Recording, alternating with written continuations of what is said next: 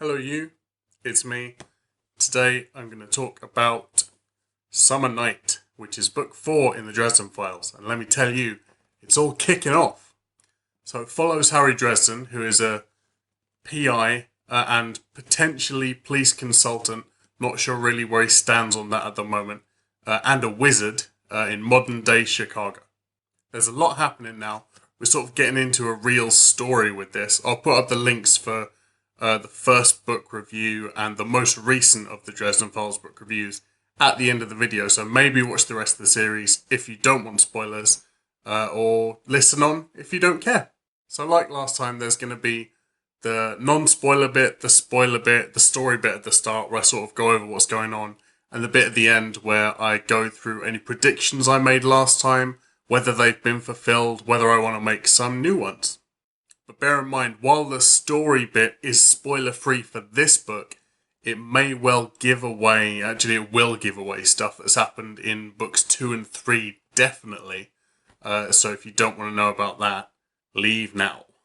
So this follows the events of book 3, where Harry essentially kicked off a battle, what amounted to a battle, between the 3 vampire clans, or involving the 3 vampire clans, while acting as a representative of the White Council. Susan Rodriguez got infected with early-stage vampirism. He proposed to her, not wanting to lose her. She shot him down, removed herself from his life, so we're up to speed. That's where we are at the start of book 4. So at this point, Harry is a mess. He's not taking cases, he's not talking to his friends, he's spending every minute of his time trying to do what people are telling him is completely impossible, including Bob, which is cure vampirism, find a cure for it, give it to Susan, and win Susan back. At the pleading of his friends and his need for money as a human to just exist, he takes a case for a fairy queen of the Winter Court to find out who killed a knight from the Summer Court and clear her name because she's adamant that she didn't do it. The Vampire Court, the Red Court, has openly declared war on the Wizard Council. The Council blames Harry. And to even get a foothold in this war, what the White Council needs is safe passage through the Never Never from the Fairy Queens, but they refuse to give him this, the White Council this, until Harry has fulfilled his end of a deal with the Winter Queen and cleared her name. And with one of the fairy courts being weakened, the balances of power in the Never Never have completely shifted, and war threatens to break out between the 2 fairy courts on top of the wizard-vampire war that's already looming on the horizon. And the power of these fairy queens is immense. It's like nothing Dresden has faced so far, and a war between them could be totally apocalyptic. So Harry really has a lot on his plate in this book. This is definitely book 2 in a story that started in grave peril, and I really like that some of the stuff has still not been resolved that was introduced in that book. We're in the main plot now. Things are being revealed to us slowly, but more and more questions are being put to us. More enemies are being revealed, more threats identified. I like that there was a time gap between book 3 and 4, and I like that it was a time gap in which very little happened. I like that, unlike book 3, this one doesn't refer to events that happened in the intermission that we're supposed to sort of piece together. I like that time in this one is really sort of frozen for Harry because of essentially grief. He's definitely developing as a character, and the book is starting to address Harry's 2 main flaws, which are, I don't need people, and I work on my own. There is some really fantastic character development in here for Karen Murphy, which I was waiting for since book 1. She's becoming much less of a 2D character as Harry realizes that essentially she is his best friend, the only person he can rely on, and he needs to bring her into his life. And while Harry is sort of peak wizard and a very powerful wizard, Karen Murphy is like peak human. She has honed her skills, and her skill set actually complements Dresden's in a really good way. And there are situations where that really shines in this book. And he's realizing that bringing her into the circle of the supernatural and explaining things to her properly is less likely to put her in danger than to actually let her know what she's dealing with and make her more able to fight. So yeah, I can't wait for more Karen Murphy because I think she has such great potential as a character in this series. I'm a huge fan of fairies, and any book that's got fairies in and is not a kitty book has instantly grabbed me. And it's sort of explained Leah or Lee in the previous book fleetingly, and she is still kind of an unknown and a bit of a wild card in this book. But one thing explored in this book heavily was the idea of political factions and the politics within those political factions, and some of those were within and between the Winter Court and the Summer Court of the fairies. They bring a huge amount of power onto the field, into play, and we're sort of getting more and more hints about how the Never Never works, and I think that's going to continue for a while, and we're going to slowly piece that together. There are introduced and name-dropped in this book a huge amount of fairies who are denizens of that realm. We've got ghouls, ogres, goblins, unicorns. We know trolls exist now, but they're not written about in a way that is overcrowded like the werewolf variants in book 2, which I really kind of felt was a bit overdone. It was a bit much. And even in terms of the Fairy Queen's power, this really felt like a toe in the water, sort of a taste of, Harry, you have no idea what you're dealing with here. But I'm glad there wasn't a lot resolved in this book in terms of threats, and they are just stacking up and stacking up. One thing I really like with the introduction of factions in this book is sort of the reinforcing that within the factions there are lots of very different opinions at play. Within the Fae, there are people baying for his blood, people who really genuinely care about him, and it's exactly the same reflected in the White Council, which is introduced in a huge way in this book. It's our first proper introduction to what the White Council actually is as a concept, as a thing. There are rifts within these factions that I'm sure are going to come into play later, and while all this is happening, more and more characters are being introduced to us that are part of Harry's past and that he has a connection with. Not all bad though, some are really, really lovely characters that I really hope we get to see more of. He's not spent his whole life just stacking up enemies. He does have some really good friends. And I was sort of the opinion when I was reading books 1, 2 and 3 that the White Council was going to be like 12 old wizard guys in robes, sort of a unified mind with one rogue element that's causing dissent. But it really isn't at all. It's a huge mishmash. And it's like a Roman Senate where everybody's clamoring to yell out their opinion at the person who's in charge or the representative. And I feel like with the fairy courts, they really captured the essence of fairy-ish, but the sort of mishmash, patchwork, robe-wearing crowds of the Wizard Council really, for me, had such a brilliant wizardy feel. I love that there were characters in this book from previous books that I really didn't think we'd be seeing again.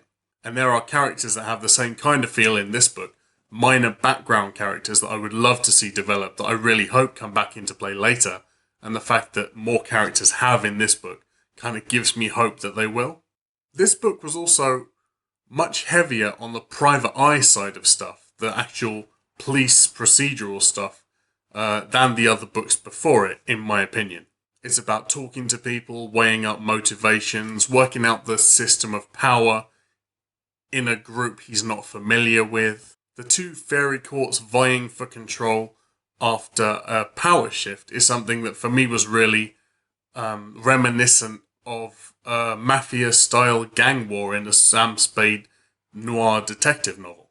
So I'm really glad we're back to P.I. Dresden, because that's something that I really missed in previous books, and it's something that is what makes this series so special when Jim Butcher does use it.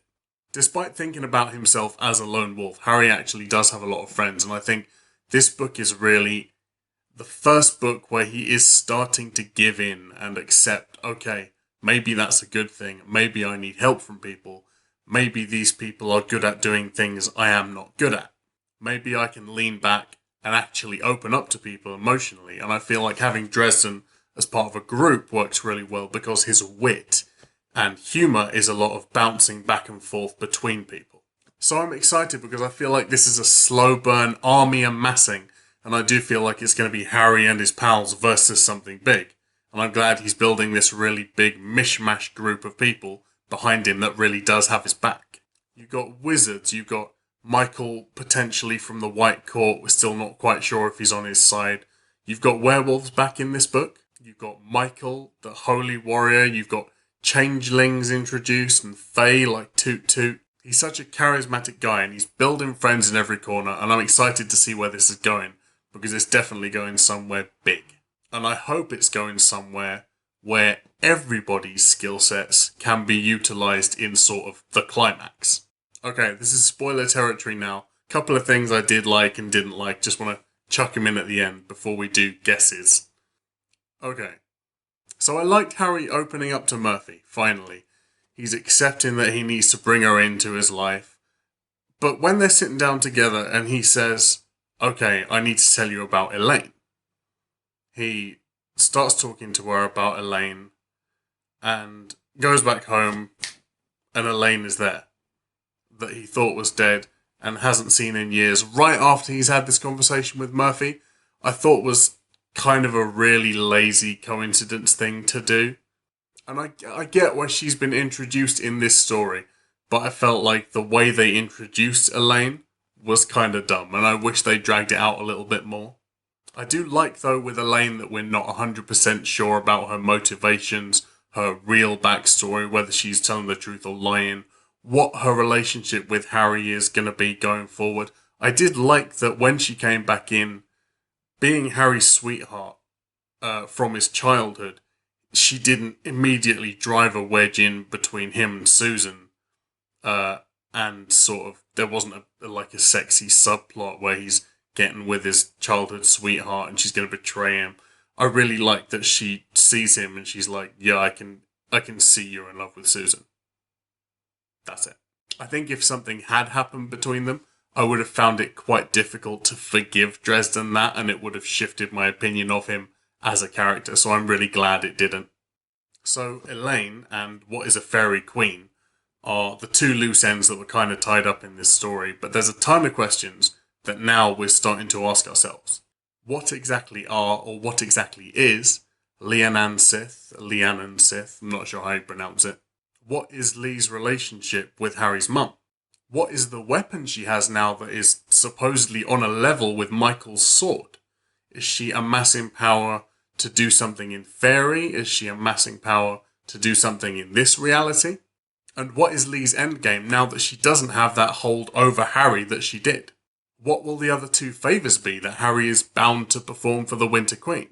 He seems like he's pretty chill with her, as she wasn't the antagonist in this story really, but is she going to be a threat going forward? So the mothers we know now have a way to undo enchantments. Are they going to be instrumental in curing Susan? Is Susan even going to be cured? What's the next step in the Wizard-Vampire War? Is it just the Reds involved, or is there beef with the Black Court and the White Court as well? But I love that Susan thing and the vampire thing were not resolved in this story. All that's happened is they've sorted out step one in the war, they've secured the roads for the council, and that's it. This is a skirmish in the big picture, and I feel like this is definitely feels like a book in a series in a way that books 1 and 2 did not at all. There are things looming on the horizon that we have so much to be excited about that's coming around the corner. But I tell you what, God, I hope Morgan dies or pulls his head out of his arse because he's such a dickhead. I think, though, that because of this, he's a really well-written character because he's clearly written to make you hate him. And every single interaction between Harry and Morgan, I'm like, oh my God, are you serious? Okay, couple of prediction-y bits just thrown in at the end. I predicted the Fairy Queens would be a big threat. I'm right about that. They have a lot of power on their side. I guess that Elaine was responsible for the events that happened in books 1 and 3 and maybe 2. I feel like she's still a bit of a wild card. We don't know where her loyalties lie. I'm not sure I trust her. I think what she's putting on is a front to gain Dresden's approval and Dresden's trust and make him do things for her and get him on her side. I think there's going to be some Elaine-Susan jealousy, and I think Elaine's going to try and kill Susan or prevent Harry from curing her. I feel like now Harry knows that the Fae have the ability to break enchantments, to break curses. He's going to, through choice, become indebted to somebody else through helping Susan. I still think there's a lot of corruption within the White Council. Not sure where though. The Merlin seems like he's probably just a stickler for the rules, a traditionalist. I'm not sure if I trust the Gatekeeper. I don't know. I like him. I like the Gatekeeper, but I'm not sure if I trust him. I don't think I got proved wrong on anything else. No. So I think that's it. Thank you so much for watching. I'm really enjoying this series. Really enjoying talking to people about this series, because a lot of people have read upwards of 10 books in this series so far, and I'm just catching up. I'm glad I have a long journey ahead of me. So I'll pop up the links for the other reviews. Leave a comment, tell me what you think of the Dresden Files, tell me what you thought of the review, the predictions I've made in the first 4 videos, how right or wrong do you think I was. Don't forget to like and subscribe, there's more coming as always. I read pretty quick. That's it. So thank you for watching, and I'll see you soon.